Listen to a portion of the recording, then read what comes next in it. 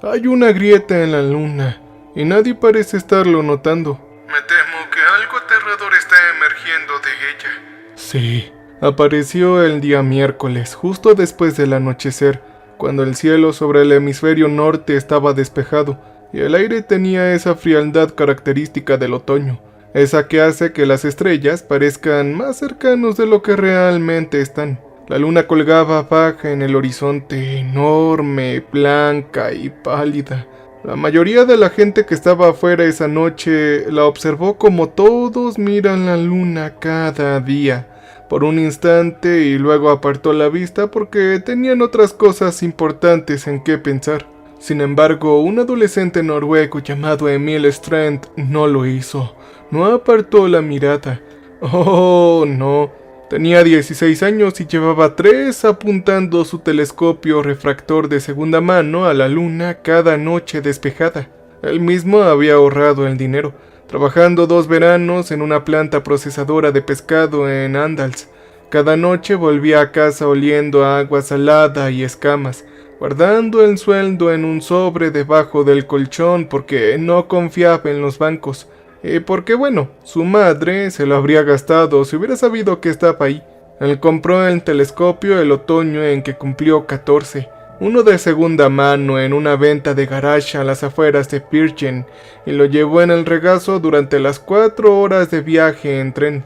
Él no podía dormir, la sostenía como algo que temía que se la arrebataran. La luna le había pertenecido a él desde el principio. Él lo había memorizado como se aprende a reconocer un rostro querido, no de golpe, sino poco a poco, volviendo a contemplarla una y otra vez hasta conocer cada línea, cada sombra y cada cambio con las estaciones. Conocía los cráteres por su nombre, sabía dónde buscar durante el primer cuarto lunar la pared recta. Sabía que esa extraña falla lineal que se extendía a 110 kilómetros a lo largo del hemisferio sur proyectaba una línea de sombra tan nítida y precisa que los primeros astrónomos la habían considerado imposible. Él conocía los sinuosos canales excavados por la lava antigua, las grandes cordilleras y los 6 mares oscuros que daban forma a la luna. También conocía a Rema Araidus, el largo valle recto que se extiende 300 kilómetros entre el Mar de la Tranquilidad y el Mar de Vapores, una formación geológica tan geométricamente perfecta que Emil había dedicado casi un año a intentar comprender cómo la naturaleza la había creado. Los geólogos la habían denominado Krapin, una sección de la corteza terrestre que se había hundido entre 2 fallas paralelas. Él había leído todos los artículos que pudo encontrar en internet, sentado en su habitación con el telescopio a su lado como un amigo paciente. Los artículos lo explicaban con cuidado y seguridad. Sin embargo, cada vez que lo observaba sentía la sensación de que algo no se había abordado aún. No era duda exactamente, más bien era como la sensación que se tiene cuando alguien te da una explicación que da cuenta de todos los hechos, pero que de alguna manera no da cuenta del asunto en sí. Aquella tarde de miércoles observaba a Rema Aradeus a través del ocular. La luna estaba baja y la visibilidad era buena cuando, de repente, algo cambió. Le tomó un instante comprender lo que estaba viendo. Del mismo modo, se necesita un instante para comprender una ilusión óptica después de que la imagen cambia, ¿no? Porque el cerebro retiene la versión familiar incluso después de que los ojos se hayan movido. Al principio pensó que era una sombra, el Terminator, el límite entre la cara iluminada y la oscura de la luna. Podía proyectar sombras extrañas al cruzarlo en el ángulo preciso, pero el Terminator no estaba ahí, y esa línea no era una sombra. Las sombras no tienen esa cualidad, esa profundidad, esa sensación de algo que se abre en lugar de algo que se está oscureciendo. Era una abertura.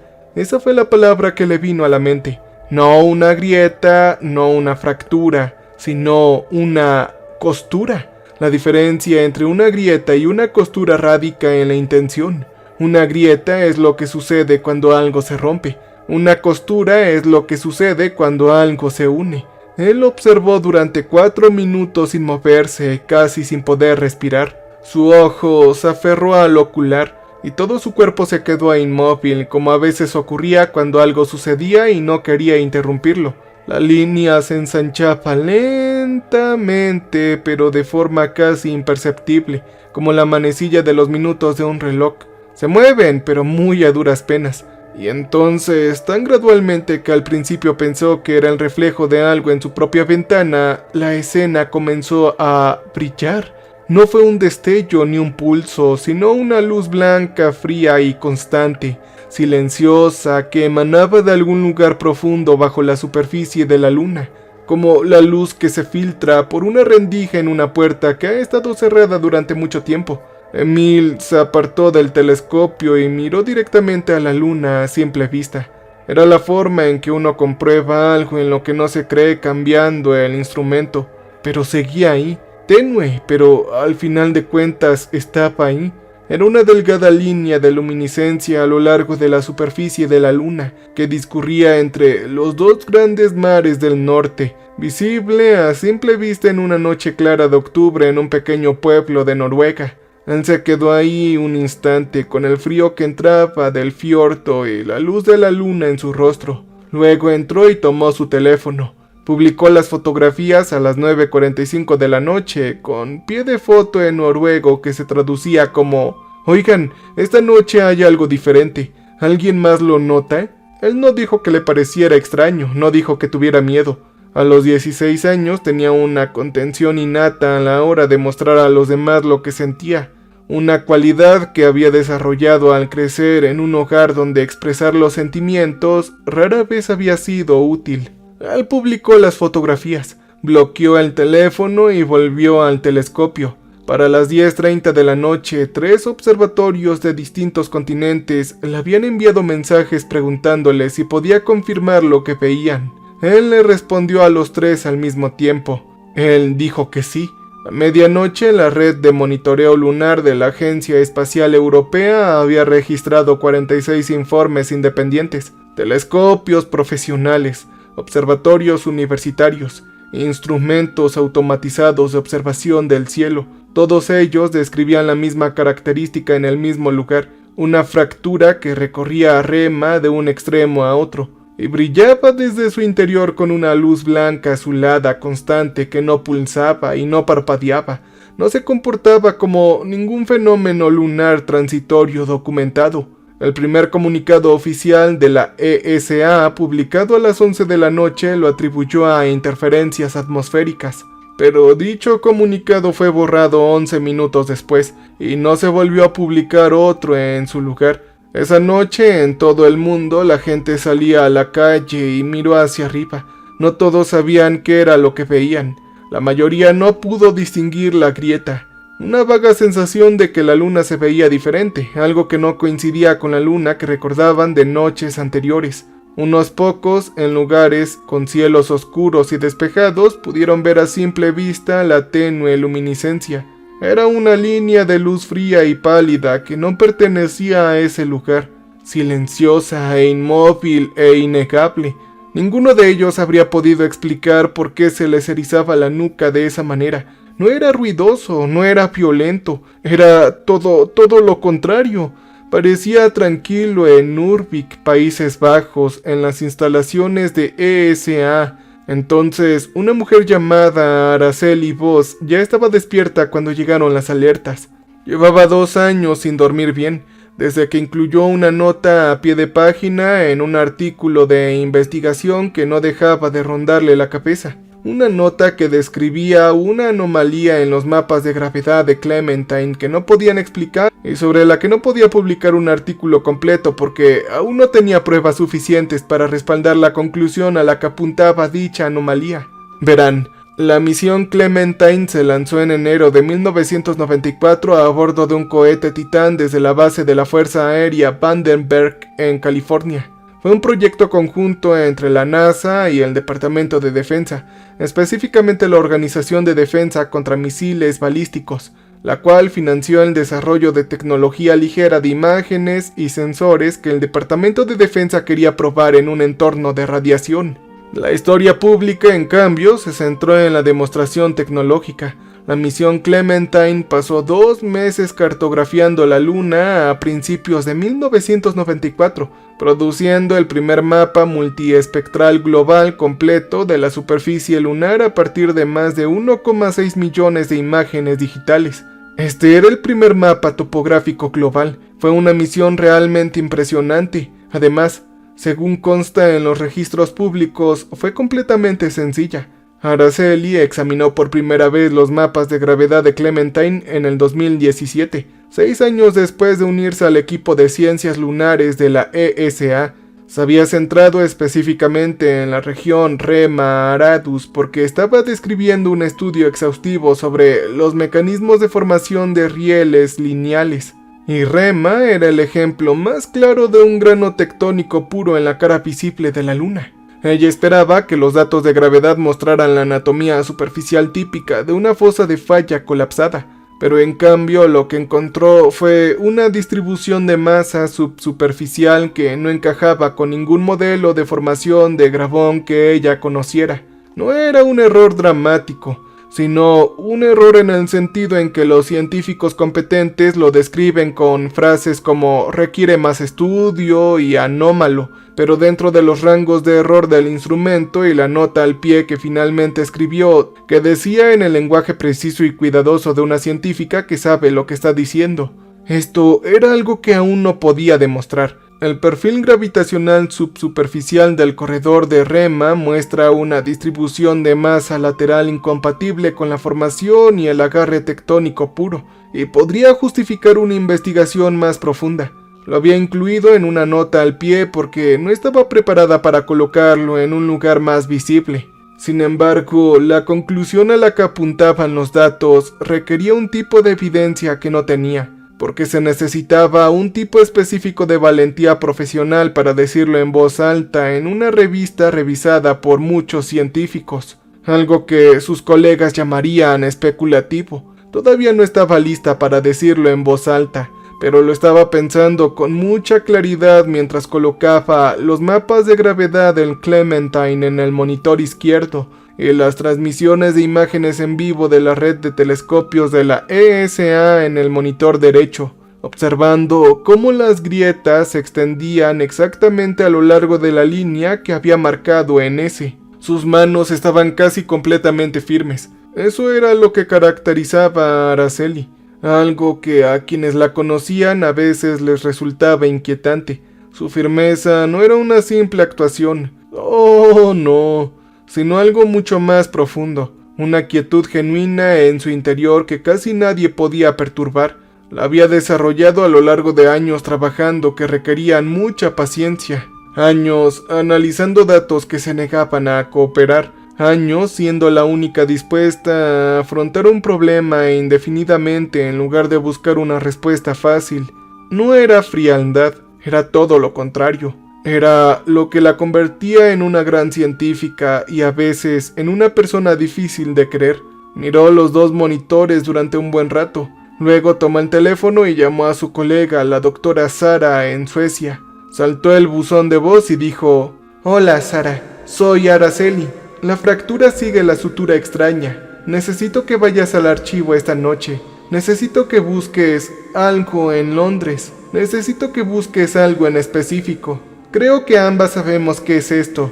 Llámame más tarde cuando puedas», dijo y luego colgó. Se quedó mirando los monitores. Ella había dicho: «Creo que ambas sabemos qué es esto». No lo había dicho en voz alta antes, ni siquiera a Sara, que era lo más parecido que tenía una confidente en este asunto. Pero ahora lo había dicho en un mensaje de voz a medianoche de un miércoles porque la luna brillaba y la grieta se estaba ensanchando y ya no parecía tener sentido seguir siendo precavida. En Puerto Rico, en la estación de monitoreo radioeléctrico construido en el sitio del observatorio original, tras su derrumbe en diciembre de 2020, un hombre llamado Mateo Calderón hacía lo que hacía casi todas las noches: escuchar. Tenía 44 años y llevaba 20 escuchando el cielo nocturno. Poseía una capacidad de atención particular que sus colegas reconocían, envidiaban ligeramente y en ocasiones encontraban agotadora. Mateo escuchaba como un médico escucha el pecho, no para detectar lo que debería haber, sino para detectar cualquier anomalía. Tenía un don para la detección de anomalías que rozaba lo patológico. Su apartamento en Sanan estaba lleno de notas adhesivas con parámetros de señales escritos en ellas. En 20 años nunca había declarado una señal genuinamente anómala sin estar en lo cierto.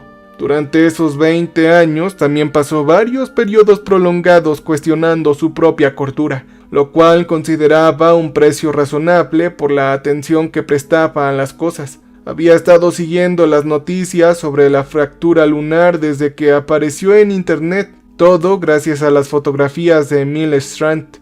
Seguía con atención cualquier suceso inusual relacionado con un cuerpo celeste del sistema solar, con un interés meticuloso y una lista mental de explicaciones mundanas que analizaba sistemáticamente. Estaba barajando la tercera explicación mundana cuando exactamente a las 12:40 de la mañana su sistema de monitorización empezó a recibir una señal que no tenía explicación.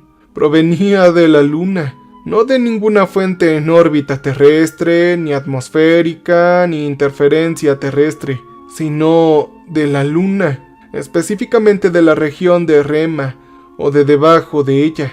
La señal era de banda estrecha y estaba enfocada de una manera que sugería un diseño deliberado.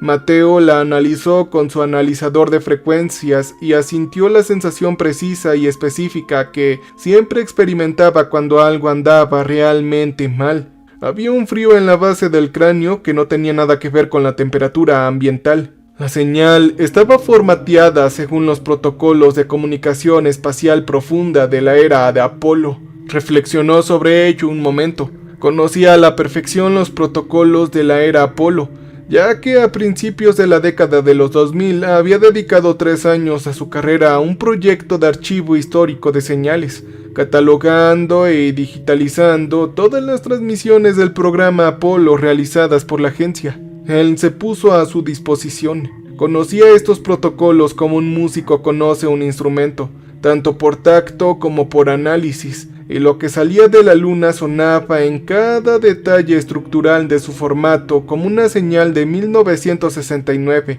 excepto que no era una señal de ese año, era una señal producida de este año actualmente en tiempo real por algo dentro de esa fractura, y estaba estructurado como una respuesta, como una contestación, como si alguien hubiera llamado y estuviera devolviendo esto. Él pasó las siguientes 2 horas buscando todas las explicaciones posibles y descartándolas una por una. Revisó si había errores del equipo, propagación atmosférica, transmisión terrestre reflejada o un receptor defectuoso. Lo examinó todo, pero la señal se mantuvo. A las 2:30 de la mañana comenzó a analizar las estructuras de encabezado integradas en la transmisión, la información de direccionamiento que según el protocolo de la era Apolo identificaba a qué misión pertenecía cada señal. Las designaciones de las misiones no figuraban en los registros públicos, tenían el mismo formato que las misiones Apolo. La estructura numérica era idéntica, pero los números iban mucho más allá del Apolo 17. El Apolo 17 había sido la última misión. Estos encabezados contienen designaciones que correspondían a misiones que se habían planeado y luego se cancelaron antes de su lanzamiento, tales como el Apolo 18 o el Apolo 19, los cuales tenían como objetivo la región del Riel justo al lado de Remus. El Apolo 20 y las designaciones superiores a esas que nunca había visto en ningún documento. Eran totalmente confidenciales. Pero algo en el interior de la luna respondía a misiones que nunca se habían realizado.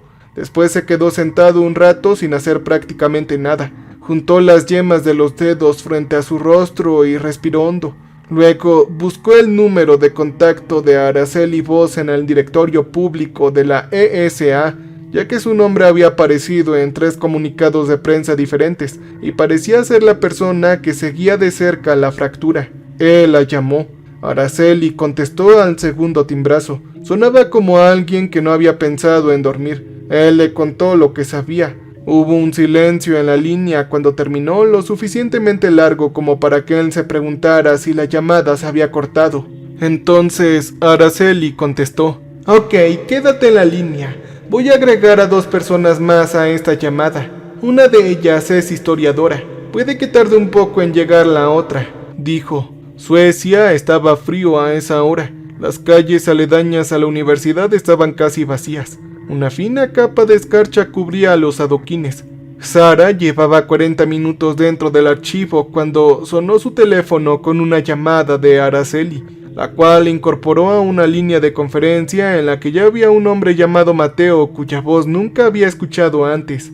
Ella no apartó la mano de la revista que tenía abierta sobre la mesa de lectura frente a ella, de volumen delgado, con el lomo de cuero agrietado que había catalogado por primera vez en el 2019 y al que había vuelto desde entonces. Sara tenía 52 años, y tanto por temperamento como por formación era la persona menos propensa en cualquier lugar a llegar a una conclusión antes de que las pruebas lo exigieran. Sí, era historiadora. Trabajaba con documentos, con el rastro documental de la observación humana a lo largo de los siglos, y se dedicaba a la minuciosa reconstrucción de lo que la gente realmente vio, en contraposición a lo que creyó ver o lo que posteriormente se afirmó que habían visto.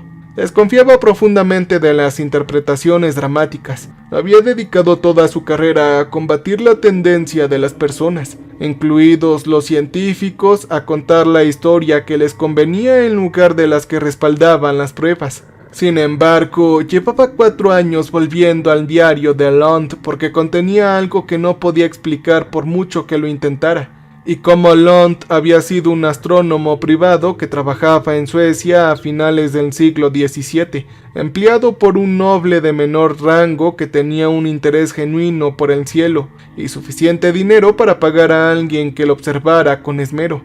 Lund no era famoso, no alardeaba con los grandes astrónomos de su época, ya que no publicó nada. Simplemente observaba y registraba sus observaciones en un pequeño volumen de cuero que permaneció 2 siglos en una colección privada, antes de ser donado a una biblioteca junto con otros documentos de la misma colección.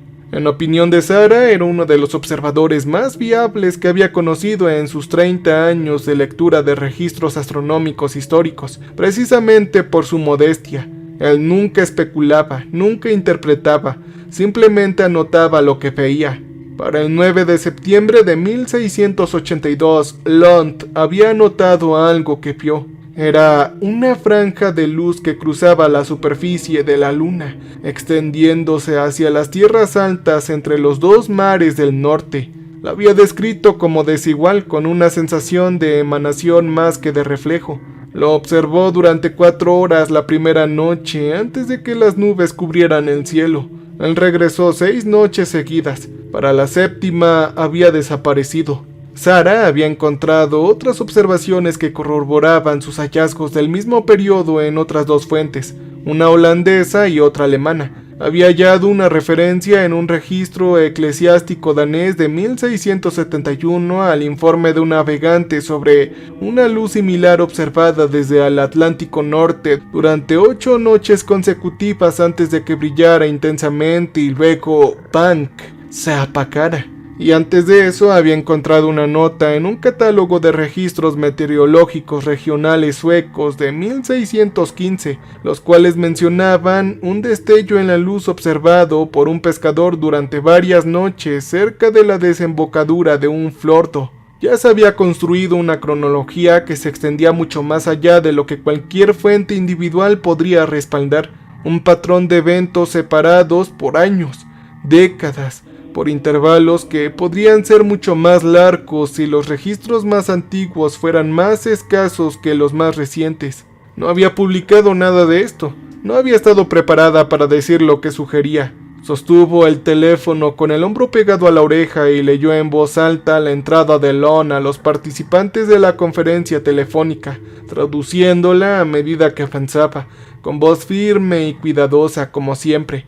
Cuando terminó, se hizo un silencio en la línea. Entonces Mateo preguntó en voz baja: ¿qué antigüedad tiene la observación más antigua que han encontrado? Sara reflexionó sobre la pregunta y contestó: lo que puedo documentar con claridad es de 1615, pero el registro de ese año se refiere a un anciano pescador que afirma que su padre le contó que la misma luz había visto en tiempos de su abuelo. Esto se sitúa a una referencia oral no documentada a mediados del siglo XVI. Y tengo motivos para creer, basándome en un solo párrafo de un almanaque islandés medieval, que puede haber referencias que se remontan aún más atrás, pero no puedo probarlas sin más tiempo, dijo ella. ¿Cuántos siglos hay?, dijo Mateo. Al menos 5 que puedo reconstruir con cierta seguridad, pero posiblemente son más. La línea volvió a quedar en silencio. Luego dijo: necesitamos a Kirakov. Pónganme en contacto con él, dijo Mateo.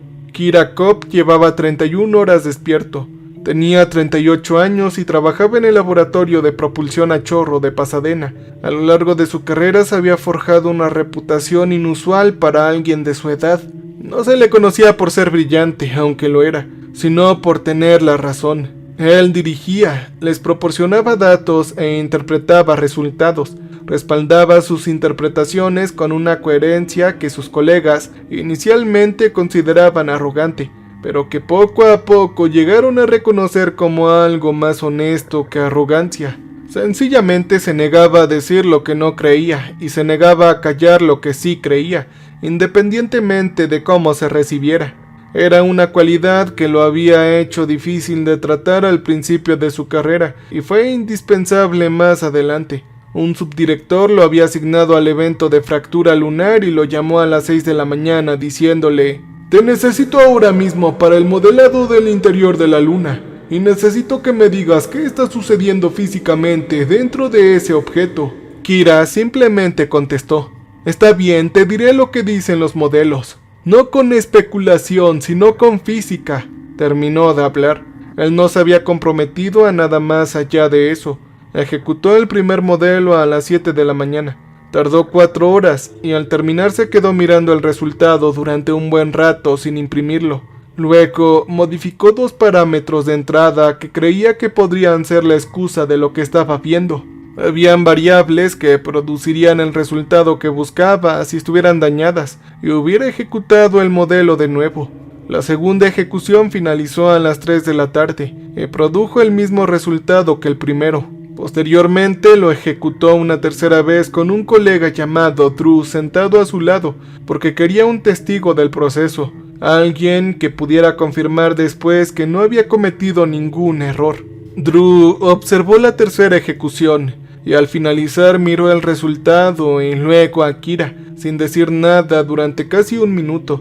Entonces Drew preguntó: ¿esto es correcto? Kira respondió que sí. La masa interior de la luna se movía de forma secuencial, sin colapsar, sin fracturarse y sin redistribuirse como lo hace la masa tras un impacto o un evento tectónico, avanzando en una progresión ordenada. Las estructuras internas a gran escala se desplazaban en secuencia, con cada etapa precediendo a la siguiente, de una manera que el software de modelo de Kira seguía caracterizando en su lenguaje de salida como acoplada, lo que significaba que el movimiento de cada componente dependía y se coordinaba con los eventos de los demás. La palabra que la mente de Kira buscaba una y otra vez, la que anotaba repetidamente en sus apuntes, tachaba y volvía a escribir era: es mecánico. El interior de la luna estaba haciendo algo que Kira, quien había dedicado 15 años a modelar interiores planetarios, jamás había visto producir un proceso natural. Se movía como se mueve algo diseñado para ello. Luego llamó al subdirector y le dijo: necesito hablar con las personas que están haciendo el seguimiento de esto desde el punto de vista de la señal y la observación. Tengo resultados que necesito compartir con ellos. Y necesito escuchar lo que tienen antes de decidir cómo caracterizar mis hallazgos. Sin más, el subdirector le dio el número de Araceli Foss. Lo llamó 40 minutos después y le pidió que se conectara a la conferencia telefónica de inmediato. Kira se unió a la 1 de la mañana, hora de Pasadena. Los demás llevaban ya 2 horas hablando y el cansancio en sus voces era real y profundo, pero también de alguna manera revitalizada, como cuando algo importante e innegable está sucediendo. Escuchó lo que Mateo había descubierto. Escuchó el relato de Sara sobre los registros históricos. Escuchó a Araceli describir la anomalía gravitatoria de Clementine y lo que ella creía que significaba. Luego compartió su pantalla y les explicó el modelo de distribución de masas con la meticulosidad y precisión con la que siempre presentaba los resultados, desde los datos brutos hasta el procesamiento y la salida, mostrando su trabajo en cada paso y dándoles la oportunidad de encontrar el error que él había estado buscando y que no había encontrado. Pero nadie encontró ningún error. Cuando terminó, él preguntó: ¿qué dice el modelo que sucederá a continuación?, preguntó Mateo, a lo que Kira respondió: el desplazamiento interno está programado por etapas. Estamos en lo que yo describiría como la fase intermedia. Los componentes, sean cuales sean, solo puedo verlos como concentraciones de mesa en el modelo. No tengo forma de caracterizar su naturaleza física. Se mueven en una secuencia que sugiere un punto final fijo, una configuración final. Basándome en la velocidad de progresión durante las últimas 18 horas, puedo dar un cronograma aproximado. ¿Qué tan aproximado, Kira?, preguntó Araceli. Tal vez 6 horas. De cualquier manera, la estructura alcanzará su desplazamiento total en aproximadamente 4 días. Cuando el desplazamiento sea completo, la distribución de masa interna estará orientada hacia afuera, no hacia adentro. Es como cabría esperar si esto fuera simplemente una cavidad que se abre hacia afuera. La estructura, sea cual sea, apuntará hacia nosotros, hacia la Tierra. Quiero ser preciso. No digo que nos vaya a hacer nada. Simplemente digo que la geometría de la configuración final es tal que, sea cual sea su propósito, está dirigida hacia nosotros, dijo Kira, y esperó a que alguien cuestionara su palabra, pero nadie lo hizo. Más tarde encontraron a Elías Navarro al 4.º día. La persona que contestó reconoció su nombre en la base de datos biográfica de la NASA y transfirió la llamada directamente a la línea de atención de Elías, que había dejado desatendida desde que se reprodujo la fractura. Tenía 61 años, y su voz era la de un hombre que había aparentado serenidad durante tanto tiempo que esa serenidad se había vuelto genuina. Era una característica auténtica de su forma de ver el mundo, no una mera actuación. Hola, ¿qué tal? Mi nombre es Elías Navarro. Fui especialista de misión y piloto de pruebas en la NASA de 1988 al 2004. Necesito contarles algo sobre lo que está sucediendo en la Luna. Debería haberlo dicho a alguien hace mucho tiempo, pero no lo hice. Y he estado sentado en mi cocina durante las últimas 3 horas tratando de decidir si eso me convierte en un cobarde. Y he decidido que sea lo que sea que me convierta, ya no lo seré. De acuerdo, ahora ¿puede hablarnos de lo que pasó en su experiencia?, dijo Araceli. Elías contó que en el otoño de 1993, 6 semanas antes del lanzamiento de la nave espacial Clementine en su misión pública para cartografiar la Luna, había formado parte de una tripulación de 2 personas en un sobrevuelo de reconocimiento clasificado sobre la superficie lunar. La misión no tenía designación pública, tenía un número, pero ese número nunca había aparecido en ningún documento no clasificado. La tripulación estaba formada por él mismo y un hombre llamado Daniel, un compañero piloto de pruebas que había fallecido en un accidente de entrenamiento en octubre de 1994, 11 meses después de la misión. Elías nunca estuvo seguro de que el accidente hubiera sido realmente eso, así que pasó una década con dudas al respecto, y finalmente decidió que tenía que aprender a vivir con esa incertidumbre y que no podía construir su vida en torno a ella. La misión los había llevado a una baja altitud lunar, concretamente a 20 kilómetros sobre la superficie, directamente sobre el corredor de Rema, a 20 kilómetros de altitud en una ventana de luz solar directa con el fondo del valle visible abajo y las paredes de la luna elevándose a ambos lados. Las miró hacia abajo y vio algo que durante los siguientes 30 años había dicho a sí mismo que estaba cansado y que la luz hacía cosas extrañas. Dijo que seguramente habría una explicación que no había podido comprender, que no había podido borrar del todo. Las paredes eran lisas.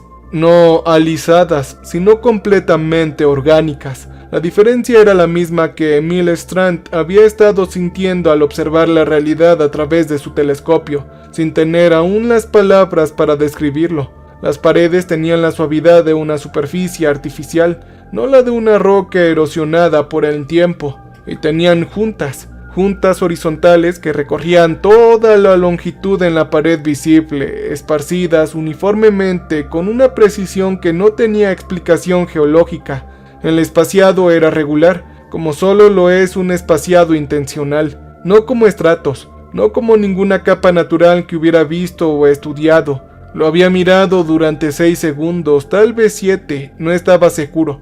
Recordaba la mano de Daniel en su hombro apartándolo de la ventana, y la voz de Daniel diciendo en un tono que nunca antes ni después lo había escuchado hablar. La voz monótona de un hombre que impone una regla que no ha dictado y que no explicará. No documentes nada, y así lo hizo. Dijo que lo que nunca había podido superar era esto. Cuando Daniel me apartó de la ventana, lo miré a la cara y no parecía asustado. Parecía alguien a quien había informado, alguien que ya lo sabía y ahora me observaba mientras yo lo descubriría. He pensado en esa expresión suya durante 30 años.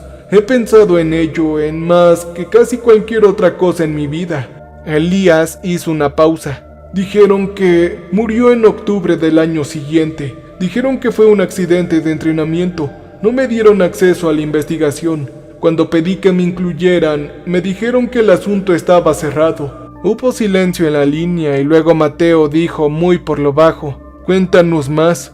Bueno, el Apolo 19 tenía como objeto la región real e higiénica justo al lado de donde estaba. Elías contestó: «Ya lo sabemos, lo buscamos esta mañana», respondió Araceli. Siguiendo con la historia, cuando regresé de esa misión me interrogaron durante 4 días. 4 días de interrogatorio. Al final de esto, un hombre que nunca había visto antes y que nunca volví a ver me dijo que lo que había observado era consistente con una característica geológica conocida, que había una evaluación clasificada que respaldaba esa conclusión y que mi carrera y mi seguridad dependían de que aceptara esa evaluación. Lo dijo amablemente, lo dijo con el tono de alguien que te dice algo para tu propio beneficio. Yo le creí en ese momento porque necesitaba hacerlo, pero ahora he tenido más tiempo para pensarlo desde entonces. Él me dijo: «Elías, quiero preguntarte algo, y quiero que seas honesto conmigo, aunque la respuesta sea difícil. Por eso te llamé. Cuando viste esas paredes a 20 kilómetros de altitud, ¿cuál fue tu reacción inmediata? No el análisis, no la explicación. ¿Qué sentiste en el primer segundo?» Él guardó silencio por un momento y luego dijo: «Reconocimiento. Y eso es lo que yo he sentido desde ese momento, reconocimiento». Volvió a repetir en la era actual. Nadie habló. Él volvió a continuar: «Esa es la parte que no he podido explicar. No solo parecía artificial, sino que de alguna manera me resultaba familiar. Como cuando has visto imágenes de algo tantas veces que el primer encuentro se siente como un segundo. Y nunca he podido explicarlo, porque jamás había visto nada igual en mi vida».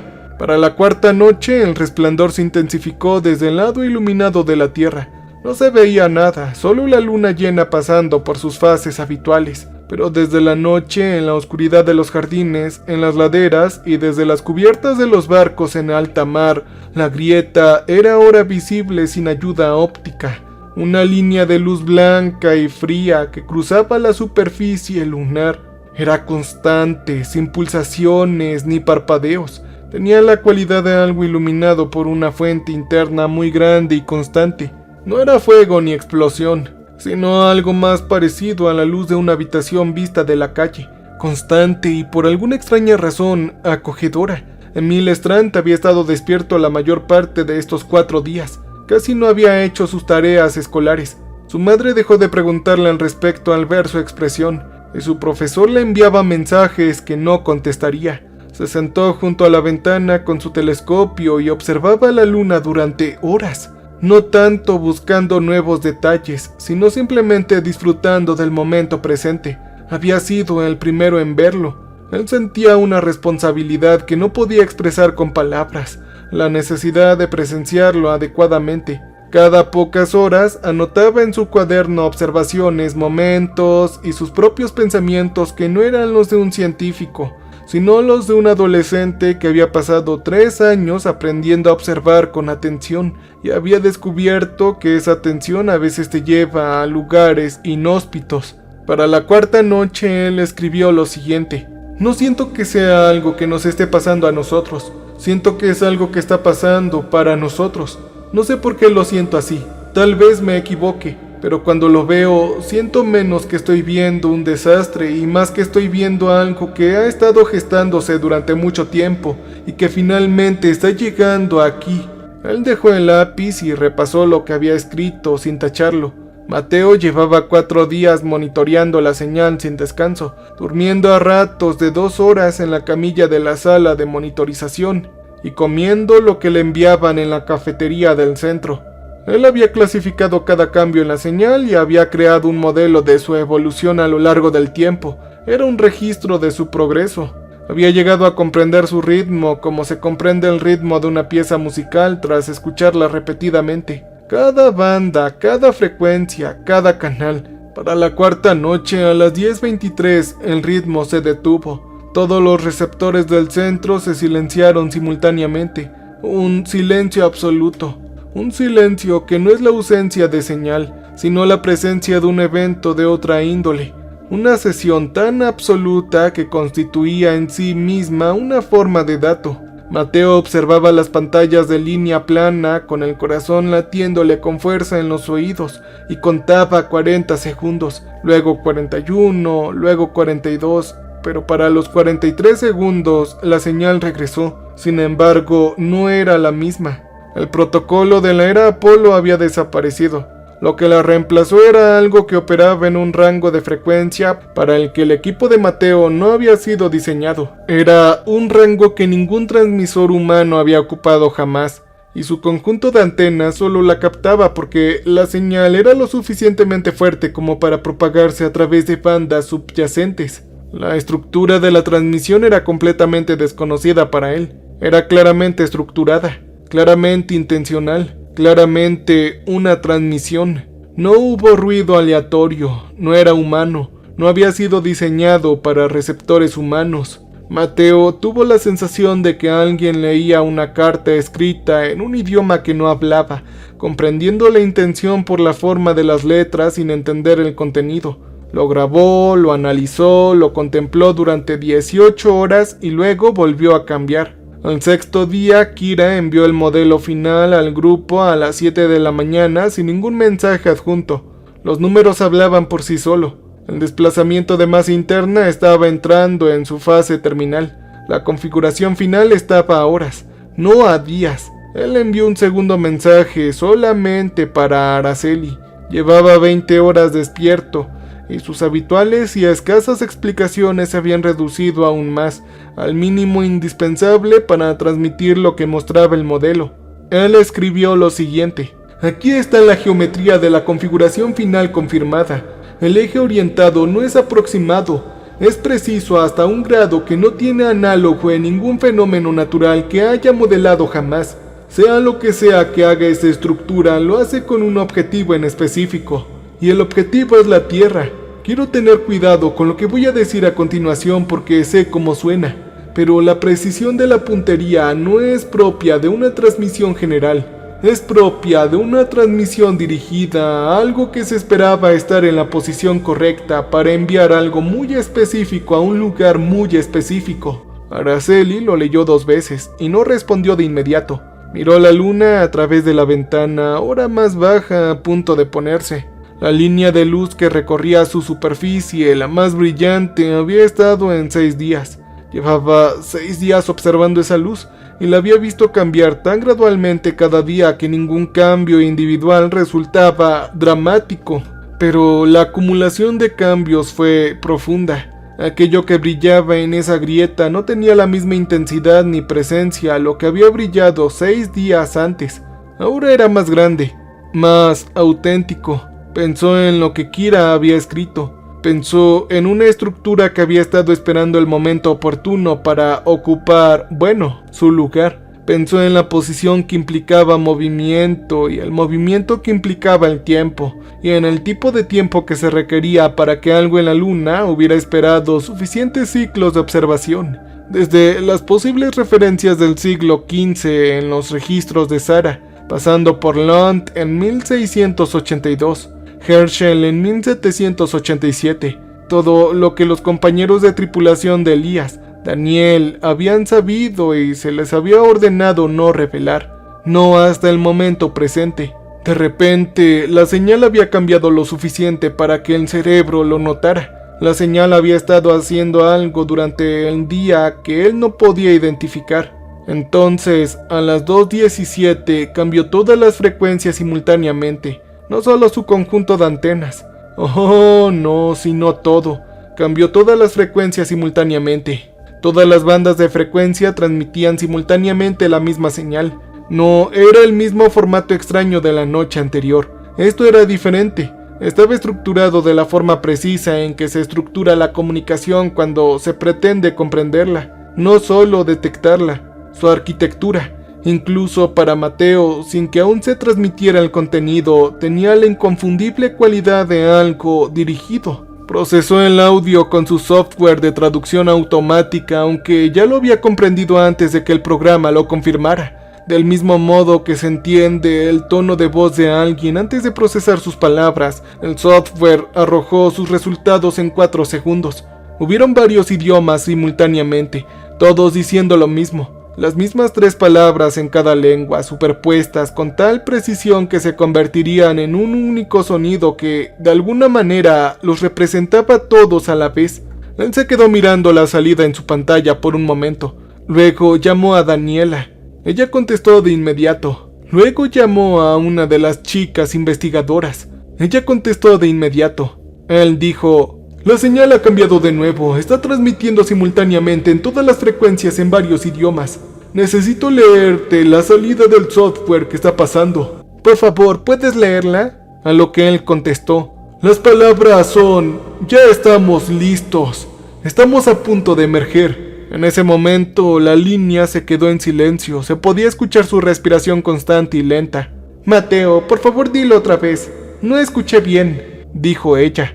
A lo que Mateo contestó: nosotros estamos listos y pronto vamos a emerger, contestó Mateo. Nosotros. Hablaba de plural. Mateo escuchó mover a su compañera. Oyó lo que creyó que era el sonido de ella poniéndose de pie, los pequeños sonidos de alguien cambiando su relación con el espacio que hay ahí. Bueno, ya he estado pensando en esto desde que la señal cambió por primera vez, en por qué diría nosotros en lugar de yo. Creo que la respuesta es que no se trata de una sola entidad comunicándose. Creo que se refiere a algo que ha estado esperando colectivamente, algo que ha estado en esa estructura durante el tiempo suficiente como para que el concepto de identidad singular no sea como se entienda a sí mismo. Lo que quiero decir esto es que nosotros puede referirse a un grupo, a quien quiera que estuviera dentro de la luna, a quien quiera que eventualmente fuera a estar allí en ese caparazón. Luego Araceli contestó: no creo que este mensaje sea de ellos para nosotros, creo que es de todos nosotros para los demás. Creo que lo que sea que haya ahí adentro ha estado esperando el momento en que hubiéramos madurado lo suficiente como para comprender que ya éramos parte de algo que no nos habían dicho nada. Y creo que esa advertencia es el anuncio de que ese momento ha llegado, que somos colectivamente lo que está en la luna y la especie que lo observa desde la superficie, listos para lo que viene después. Todos guardaron silencio. Bueno, lo que sucede ahora es que Sara encontró observaciones que se remontan a más atrás de lo que pensábamos. Mateo comenzó a decir: anoche encontró unos registros de monasterio en Islandia. Es un relato de 1389 sobre una luz en la luna observada durante 9 noches por un monje, quien escribió que no le produjo miedo, sino una sensación que solo podía describir como expectación. Escribió que la luna siempre le había parecido que observaba la Tierra. Añadió que en la 9ª noche dejó de observarla y que aunque no sabía explicar por qué, lo sintió con claridad. Escribió que por la mañana la sensación había desaparecido y la luna lucía como siempre. El monje escribió que esperaba que volviera. Lo había descrito como hermoso. Ahora déjame decirte algo. La gente ha estado observando cómo esta cosa se abre y se cierra en ciclos durante al menos 600 años, probablemente mucho más. Nunca ha causado daño. Sí, ha causado asombro. Ha causado esa sensación específica que Lon describió como poseedora de una cualidad interna que el navegante describió como hermosa. Lo que Emil Strand describió como luz que atraviesa el hielo. Sí, pero se ha estado abriendo, mirando y cerrando una y otra vez durante más tiempo del que tenemos registros. Y cada vez que se abre, puede que suceda algo aterrador, contestó Araceli. Ya sé, sobre todo porque en este momento no se está cerrando. No lo hace, dijo Araceli. ¿Pero por qué ahora? Araceli guardó silencio por un momento y luego contestó. El modelo de Kira muestra que la configuración final es una transmisión dirigida con precisión, no una transmisión general. Nosotros somos el objetivo final. Hay 60 años de apertura, cierres y observaciones, y durante ese tiempo hemos estado haciendo lo que hacemos. Hemos estado desarrollando, enviamos misiones, casi enviamos más. Construimos instrumentos lo suficientemente sensibles como para detectar la señal en el interior. Nosotros nos hemos estado preparando para todo esto, y todo esto ha sido observado por ellos. Todo ha sido registrado por algo que nos ha prestado la misma atención cuidadosa que un hilo de comida presta a la luna. Y ahora en su evaluación, sea cual sea ese umbral, lo hemos cruzado. Ella hizo una pausa. Ahora ellos creen que estamos listos. Eso no es una petición, no es un saludo, es una conclusión. Nos han estado observando el tiempo suficiente para saberlo. Terminó de hablar Araceli. La luna alcanzó su desplazamiento máximo a las 11:53 de esa noche. El modelo de Kira había estado a menos de 2 horas de ella. Había estado observando las etapas finales del movimiento de masas durante la mayor parte del día. Los últimos componentes internos asentaban en sus posiciones finales en una progresión tan suave y ordenada que tenía una cualidad casi como inhalar, como una respiración contenida que se libera lentamente. Durante la llamada había estado narrando el proceso con los demás con su voz monótona y precisa, haciendo cada etapa a medida que el modelo lo registraba, y cuando se registró el desplazamiento final dijo: «Esto es todo». Luego guardó silencio durante un rato. La fractura no se ensanchó drásticamente en el momento de su apertura total. No produjo destellos, sonidos, ni cambios visibles a simple vista desde la superficie terrestre. Lo que hizo fue más sencillo y en cierto modo más profundo que todo eso. La luz cambió. El frío resplandor blanco azulado que había permanecido constante y silencioso durante 6 días se transformó en algo más. Algo que las cámaras de la red de la ESA captaron y que observaron en su monitor en la madrugada con las manos entrelazadas en el regazo y el rostro impasible. De pronto la luz se volvió cálida, no cálida como el fuego, no naranja, amarilla o roja, sino cálida como algo que está vivo, cuando ha estado frío durante mucho tiempo y finalmente ha recuperado una temperatura parecida a la que le corresponde. Lo observaron. Mateo había estado despierto casi toda la semana, igual que había estado despierto casi todas las noches durante 30 años, pero ahora era diferente. El peso que había estado cargando era diferente, no había desaparecido. No creía que fuera a desaparecer, pero había cambiado de naturaleza. Así es como cambia el duelo cuando finalmente pronuncias en voz alta el nombre de aquello por lo que has estado de luto. Observó la luna y pensó en Daniel, quien había visto los muros y sabía lo que eran. Y había pasado 11 meses cargando con ese conocimiento antes de que el mundo lo arrebatara. Se preguntó si Daniel lo habría encontrado hermoso. Pensó que probablemente sí. Pensó que probablemente eso era parte de lo que había sido tan difícil de sobrellevar. En su cuaderno de composición en Noruega, Emil Strand escribió una última anotación. La escribió a medianoche sentado a la ventana con la luna sobre el fiordo. El cálido resplandor de la abertura visible desde donde estaba sentado. Era algo imposible que había estado ocurriendo durante 6 días y que había presenciado desde el principio.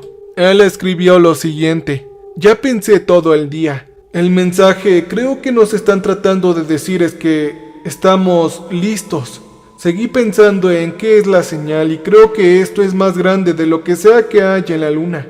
Creo que es todo aquel que alguna vez miró el cielo, todo aquel que apuntó un telescopio hacia ella y dibujó lo que vio, el monje islandés que creía que la luna lo observaba, Anders Lund, quien la observaba durante 6 noches en 1682, el navegante que lo llamó hermoso, los astronautas del Apolo que fotografiaron paredes que les habían dicho que no documentaran. Creo que esa cosa somos todos nosotros. Creo que mirar siempre ha sido participar. Creo que cada vez que alguien mira hacia arriba y siente esa sensación, es que estamos conectados.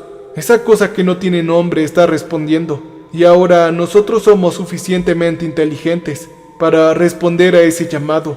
Ahora hay suficientes respuestas, decía dejando el lápiz. Miró la luna durante un buen rato, luego porque tenía 16 años. Y porque tenía 3 años de observación atento que le habían enseñado que la respuesta correcta a algo que no se entiende del todo es seguir observando. Él acercó el ojo al telescopio y observó, y desde dentro de la abertura muy lentamente algo le devolvió la mirada, no algo amenazante, no algo que quisiera algo de él que no le hubiera dado ya. Lo que vio en la cálida luz que entraba por la grieta en lo más antiguo del cielo sobre su pueblo era algo que había estado esperando mucho tiempo, este preciso momento, esta precisa configuración de las cosas, la versión de la humanidad que miraba hacia arriba a la hora adecuada un miércoles de octubre y sentiría antes que nada asombro. Lo observó durante un largo rato. Él era hasta donde se podía determinar el primero y no sería el último. La luna seguía abriéndose. El mundo seguía girando bajo ella, y en algún lugar del espacio entre la mirada algo había estado esperando más de lo que cualquier idioma podía nombrar. Finalmente llegó en el momento para el que había sido creado, y criaturas grises con escamas verdes emergían de la luna. Nosotros llevábamos más tiempo preparados del que creíamos. Solo necesitábamos algo lo suficientemente paciente como para esperar a que nos diéramos cuenta. Pero ellos pronto van a invadirnos. Cambio y fuera.